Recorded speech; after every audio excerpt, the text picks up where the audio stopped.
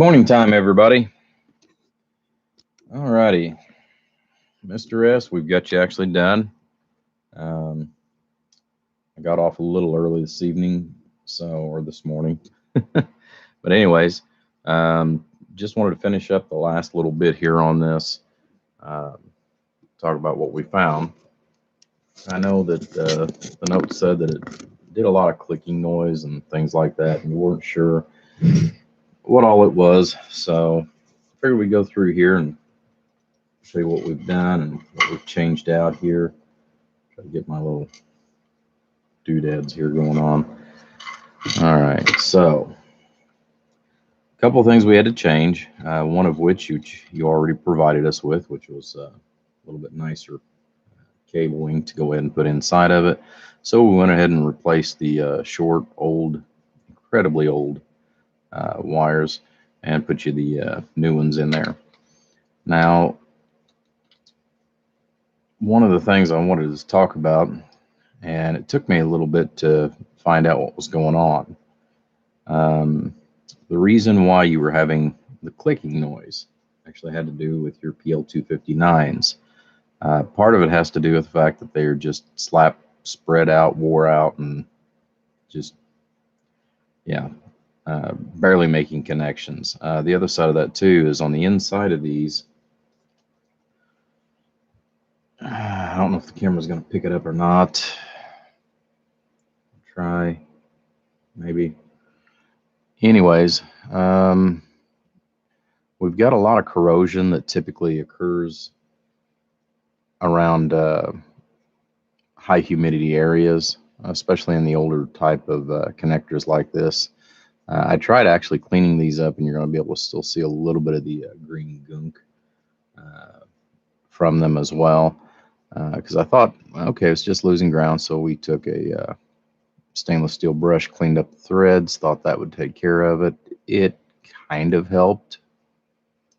So we wound up having to change those out. We also had to change out, find one that's kind of nasty, your small little screws that actually hold those in. Again, you can see the corrosion on the outside of these, and same thing on the inside. There's a little bit of corrosion here. Essentially, you were doing a couple of different things. You were losing your physical ground, and also you were losing your center connection. So that was actually what your main problem was. Another thing that we went ahead and changed out, trying to figure out what was going on, because it was quite a ways low, and I don't know if that's still in here or not. Anyways, we replaced your input capacitor, so that is no longer going to give you an issue as well. So that's been taken care of. We went ahead and retuned the input and got it as good as what we can, given the circuitry itself. We also went back and did a pass-through on the tune on it. So we'll go ahead and do a pass-through tune on this as well and show you where we're at. You had about an equivalency of about a 1.5 going through the box. So we wanted to go ahead and try to get that down a little bit more than what it was. So let me shut the power off to this here real quick.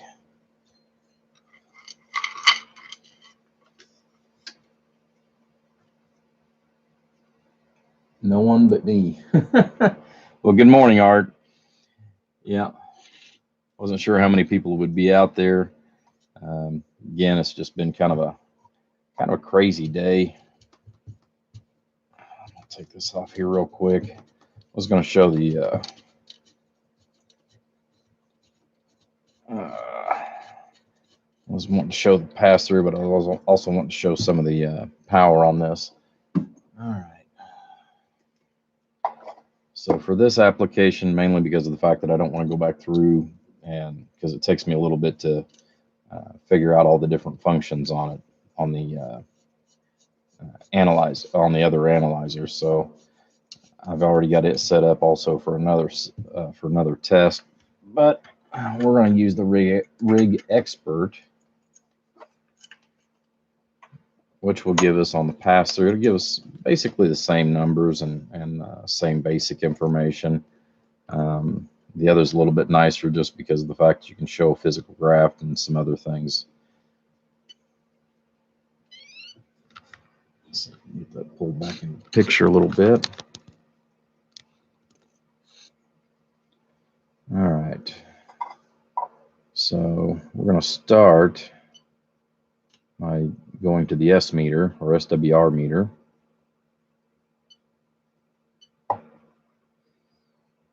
Okay, so we've got about a 1.1 now on the SWR versus the 1.5 that we did have.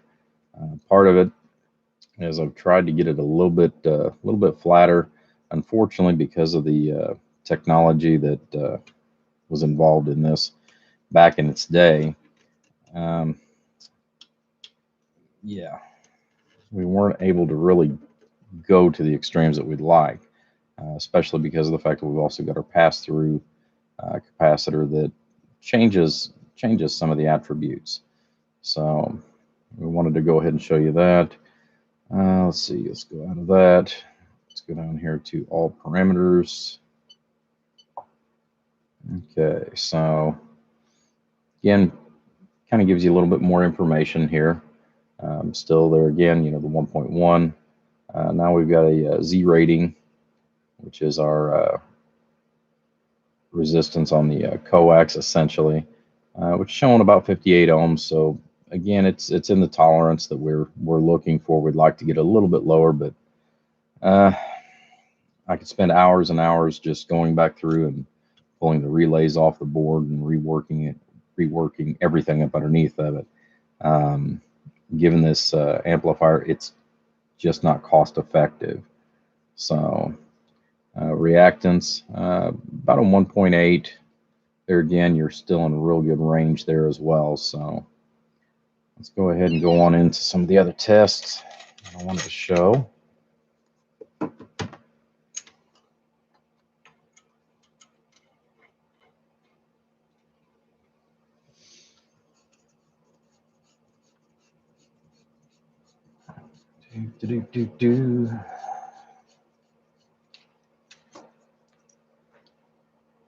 This thing has been an absolute lifesaver as far as a small little dummy load. Works great just because of the fact that I can go directly onto the back of it, and I don't have any extra cable that's involved as far as for loss. So it actually gives me a little bit more of an accurate reading.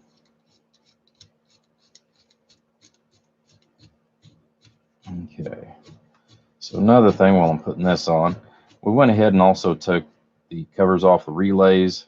We went ahead and cleaned those out. Wasn't really all that bad. Your covers actually had more stuff on them than inside the relay, which is actually a good thing, so that they actually did do what they're supposed to do. High-low is working. Same thing with preamp. Turn the power back on. Okay, let's cheat just a little bit because I'm actually hooked up to the dummy load this morning.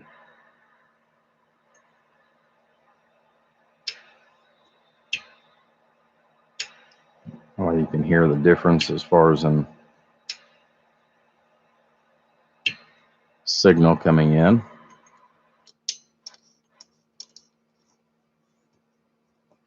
All right, so we're going to be using our Cobra 29 for the test. I do have, and that's another thing too, when you get this home and if you decide to go ahead and run this, you'll want to be very, very careful. Reason why, I'll show you. I've only got my mic gain on the Cobra. Oops. I've got it opened up to the first notch. So very, very little mic gain because this is a high output radio. So all we want to do is just have a little bit of audio, just kind of drive into it. So let's go over here. Let's flip our 5-watt slug around. see where our start is. Turn the amp off. So 5-watt slug. So roughly we're down to about a 1/4 watt dead key. This is in RMS. Hello, hello, hello, audio, audio, audio. So we're still over 5 watts on modulated power. You do have to remember this is kind of a bilinear, so very, very little power will just get you an astronomical reading. 500 watt peak. Hello, hello, hello, audio. So about 30 watts peak. Hello, hello, hello. Pass through on talk through. 5-watt slug going back to the radio. And reflect. Hello, hello, hello, audio. Just barely wiggles. Like I said, that's what we want. All right, so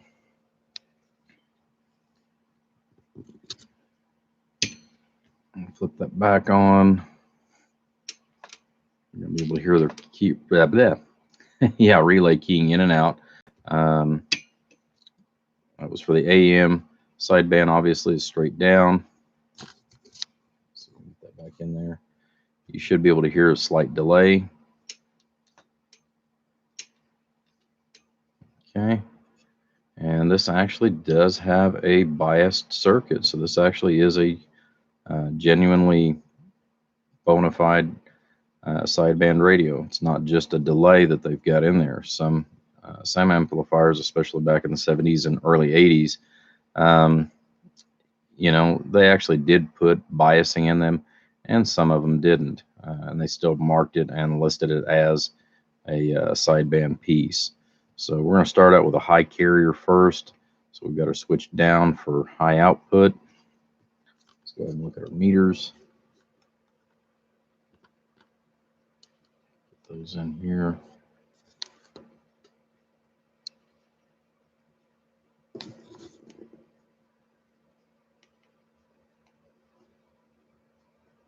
Let's see if we can get that meter in there. All right, so from left to right. Okay, so we got our 5-watt slug in reverse going back to the radio, 5-watt slug in reverse coming back to the from the 5,000 watt bird dummy load back to the amplifier. We got a 500 watt slug in 1x position for PEP and a 250 for RMS. So we're going to be looking at the middle scale on this one and the top scale on the top one, or on the last one. All right, so here we go. Dead key. Like I said, we've got approximately a 1/4 watt going into it. So let's see what our carrier is. All right, so about 20, roughly about 20 watts dead key. Hello, audio, audio,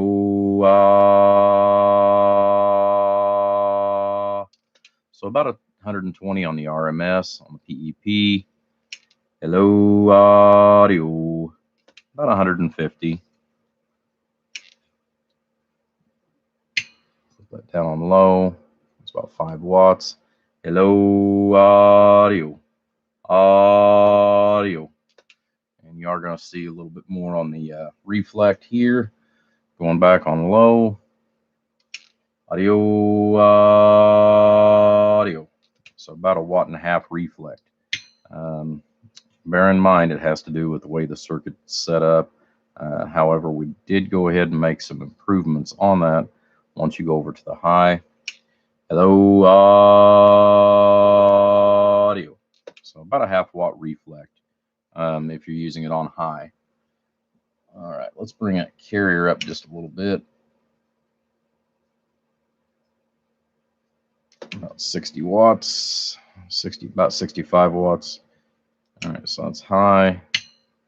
You can see it's dropped away back. Hello, hello, hello, audio, audio, audio. So about 60 bird. Not bad for a pair of MRF 455s. Hello, audio. And still about 125 on the PEP, so not bad at all. Alrighty. Let's come down here, take a look here on the oscilloscope. Excuse me, not on the oscilloscope, but on the spectrum analyzer. All right, let's see, run. All right, so I've got this set up right now for a span of 35 megahertz. So we're going to have a span that's going to run essentially from 10 to 43 is where we're going to be at. So center line here is going to be our principal signal. It's going to be showed there. We've got one small harmonic that's down about negative 70 dB. Not enough to really be worried about. Hello, audio. Audio, audio. So overall, pretty good. In there, see a bit more of the numbers here. Adjust it. Backlight down just a little bit. Check 1 2 1 2 audio audio audio. So overall pretty decent. You know, like I said, given the old girl. Alrighty. So overall, big guy, you're done, Mr. S. I'll get this figured up here probably this weekend and get all the paperwork and everything ready and try to give you a call and that we can get set up on this. Went ahead and did one other thing for you on your case. Went ahead just to make life a little easier for you. So you're going to have the antenna on the left and the radio on the right as far as your incoming and outgoing. So sometimes it's a little difficult, especially when you're dealing with a real small case like this. So if you want, you can just peel that right off if that's something that you don't want on there. However, it'll make it a little easier on you, I think. We've already got your new cord installed along with the new grommet. So we've got everything cleaned, pass through taken care of, and your little glitch as far as losing receive, transmit, and the amplifier clicking. Now, another thing that we actually did, partly to get this thing back in tune, we also went ahead and replaced on the inside of this, we went ahead and rewound both of your transformers and replaced the original wiring that was in there. Part of it is the reason why is because it was not Teflon. It was just a coated wire, and we needed to reloom this in order to go ahead and take out some of the slack and actually put it back down on the frequency that you're needing to have. So same thing on the input here, and we went ahead and added a small cap on the input transformer to go ahead and balance between the two during your transmit. But other than that, like I said, big guy, you're good to go. Art, well, I've got you. I got to stretch to get it. All right.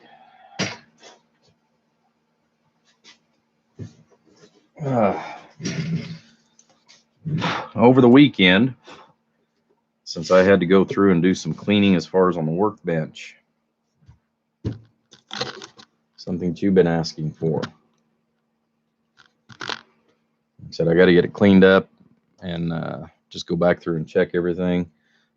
Personal radio out of my truck. This one does have the one of the things that you always like to have. Doggone it. Was that the wind up? Yep. So I don't remember if I put it on the bright and dim or on the normal and 9. I know I did put it on one of those two, but I know you said you wanted another radio that was set up and ready to go. I do have one.